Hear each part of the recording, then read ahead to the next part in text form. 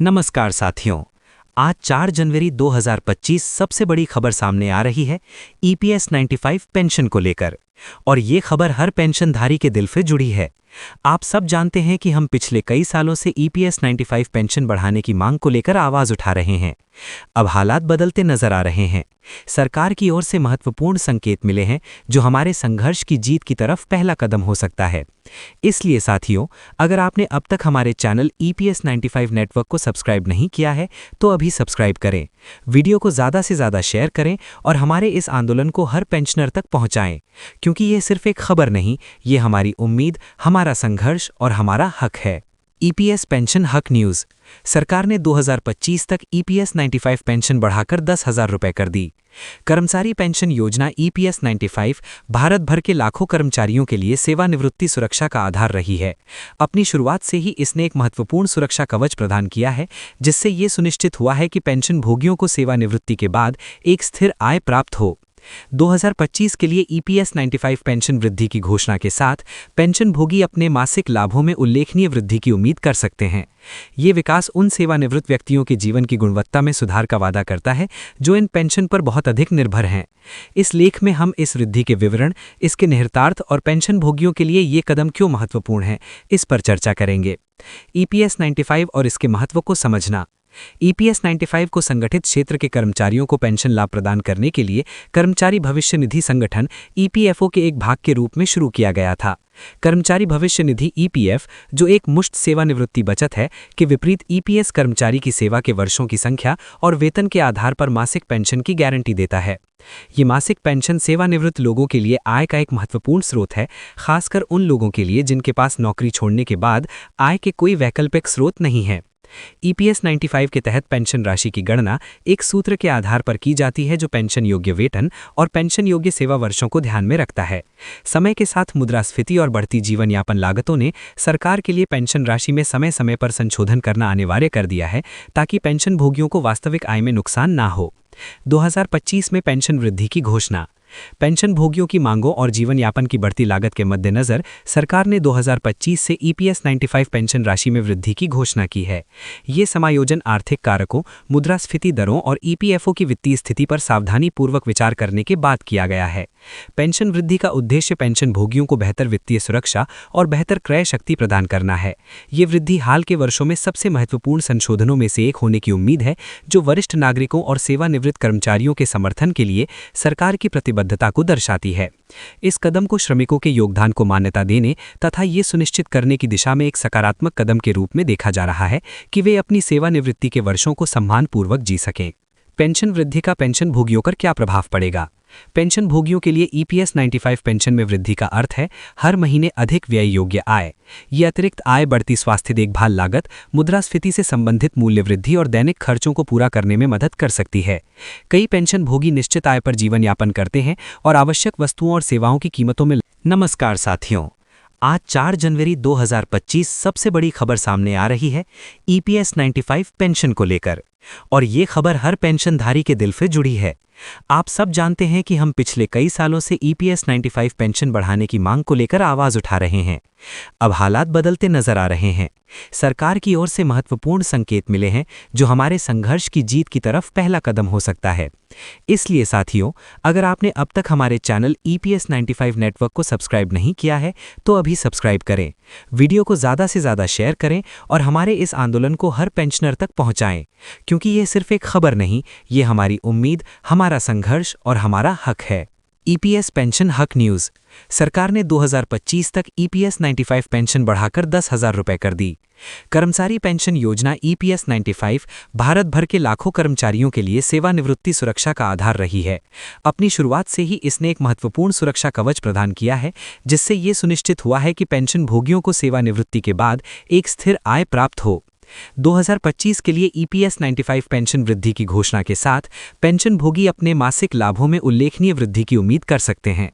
ये विकास उन सेवानिवृत्त व्यक्तियों के जीवन की गुणवत्ता में सुधार का वादा करता है जो इन पेंशन पर बहुत अधिक निर्भर हैं। इस लेख में हम इस वृद्धि के विवरण, इसके निहितार्थ और पेंशन भोगियों के लिए ये कदम क्यों महत्वपूर्ण है, इस पर चर्चा करेंगे। ईपीएस 95 और इसके महत्व को समझना। ईपीएस 95 को संगठित क्षेत्र के कर्मचारियों को पेंशन लाभ प्रदान करने के लिए कर्मचारी भविष्य निधि संगठन ईपीएफओ के एक भाग के रूप में शुरू किया गया था। कर्मचारी भविष्य निधि ईपीएफ, जो एक मुश्त सेवानिवृत्ति बचत है, के विपरीत ईपीएस कर्मचारी की सेवा के वर्षों की संख्या और वेतन के आधार पर मासिक पेंशन की गारंटी देता है। ये मासिक पेंशन सेवानिवृत्त लोगों के लिए आय का एक महत्वपूर्ण स्रोत है, खासकर उन लोगों के लिए जिनके पास नौकरी छोड़ने के बाद आय के कोई वैकल्पिक स्रोत नहीं है। ईपीएस 95 के तहत पेंशन राशि की गणना एक सूत्र के आधार पर की जाती है जो पेंशन योग्य वेतन और पेंशन योग्य सेवा वर्षों को ध्यान में रखता है। समय के साथ मुद्रास्फीति और बढ़ती जीवन यापन लागतों ने सरकार के लिए पेंशन राशि में समय समय पर संशोधन करना अनिवार्य कर दिया है, ताकि पेंशन भोगियों को वास्तविक आय में नुकसान ना हो। 2025 में पेंशन वृद्धि की घोषणा। पेंशन भोगियों की मांगों और जीवन यापन की बढ़ती लागत के मद्देनजर सरकार ने 2025 से ईपीएस 95 पेंशन राशि में वृद्धि की घोषणा की है। ये समायोजन आर्थिक कारकों, मुद्रास्फीति दरों और ईपीएफओ की वित्तीय स्थिति पर सावधानीपूर्वक विचार करने के बाद किया गया है। पेंशन वृद्धि का उद्देश्य पेंशन भोगियों को बेहतर वित्तीय सुरक्षा और बेहतर क्रय शक्ति प्रदान करना है। ये वृद्धि हाल के वर्षों में सबसे महत्वपूर्ण संशोधनों में से एक होने की उम्मीद है, जो वरिष्ठ नागरिकों और सेवानिवृत्त कर्मचारियों के समर्थन के लिए सरकार की प्रतिबद्धता को दर्शाती है।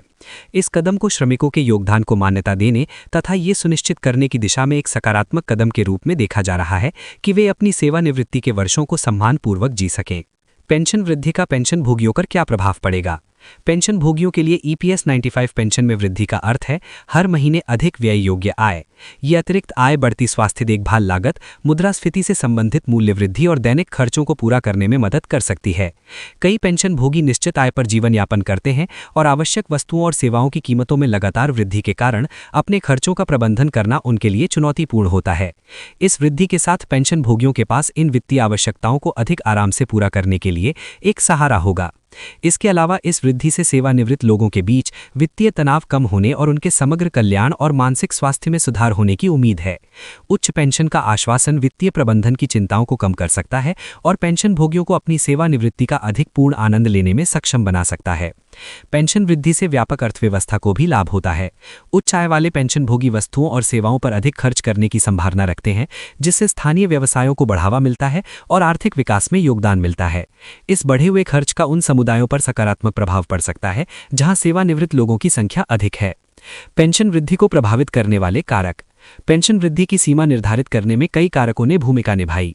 मुद्रास्फीति एक प्रमुख विचारणीय बिंदु है, क्योंकि ये निश्चित आय की क्रय शक्ति को कम करती है। मुद्रास्फीति के साथ तालमेल बिठाने के लिए सरकार ये सुनिश्चित करती है कि सेवानिवृत्त लोग अपने जीवन स्तर को बनाए रखें। एक अन्य कारक ईपीएफओ की वित्तीय स्थिरता है। बढ़ी हुई पेंशन भुगतान को बनाए रखने की इस निधि की क्षमता इसके निवेश प्रदर्शन और वर्तमान कर्मचारियों व नियोक्ताओं के योगदान पर निर्भर करती है। सावधानीपूर्वक वित्तीय नियोजन और प्रबंधन ने ईपीएफओ के लिए अपनी दीर्घकालिक स्थिरता को खतरे में डाले बिना इस वृद्धि की घोषणा करना संभव बना दिया है। जनसांख्यिकीय रुझान जैसे सेवानिवृत्त लोगों की बढ़ती संख्या और लंबी जीवन प्रत्याशा भी पेंशन नीतियों को प्रभावित करती हैं। जैसे जैसे लोग लंबे समय तक जीवित रहते हैं, उन्हें लंबी अवधि की पेंशन की आवश्यकता होती है, जिससे समय समय पर संशोधन अनिवार्य हो जाता है। पेंशन भोगियों को आगे क्या पता होना चाहिए?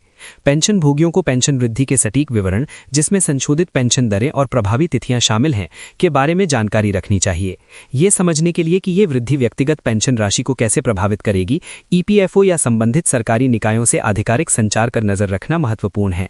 अतिरिक्त पेंशन भोगियों को अपने पेंशन स्टेटमेंट की नियमित रूप से समीक्षा करनी चाहिए और यदि उन्हें कोई विसंगति दिखाई दे या उनके कोई प्रश्न हो तो ईपीएफओ कार्यालयों से संपर्क करना चाहिए। सक्रिय रहने से ये सुनिश्चित होता है कि पेंशन भोगियों को वे सभी लाभ मिले जिनके वे हकदार हैं। पेंशन भोगियों के लिए अपनी समग्र वित्तीय योजनाओं की समीक्षा करने का भी ये एक उपयुक्त समय हो सकता है। पेंशन आय में वृद्धि के साथ कुछ लोग अपने वित्तीय भविष्य को और अधिक सुरक्षित करने के लिए अतिरिक्त निवेश या बचत स्ट्रैटेजीज पर विचार कर सकते हैं। सरकार और ईपीएफओ की भूमिका। इस पेंशन वृद्धि में सरकार की भूमिका महत्वपूर्ण है। समायोजन की आवश्यकता को पहचानने और उन्हें लागू करने में नीति निर्माता सामाजिक कल्याण और आर्थिक न्याय के प्रति अपनी प्रतिबद्धता प्रदर्शित करते हैं। इस योजना के प्रशासक के रूप में ईपीएफओ इस वृद्धि को कुशलता और पारदर्शिता से क्रियान्वित करने में महत्वपूर्ण भूमिका निभाता है।